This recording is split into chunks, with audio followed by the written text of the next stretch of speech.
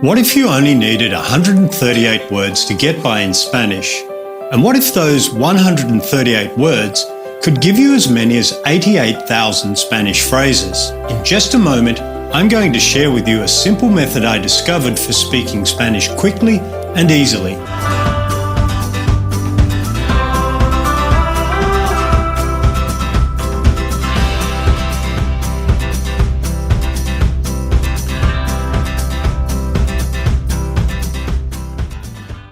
You take just 138 words and use them to make as many as 88,000 Spanish phrases. You're a beginner who has never spoken a word of Spanish. Or you've taken other courses and you've tried hard to make those courses work, yet you still struggle with conversational Spanish. You find you can't string Spanish sentences together confidently and freely. You want to learn the language quickly for business, travel, or relocation. You're over 40 and you don't feel learning is as easy as it used to be. By the way, we'll make it easy for you again.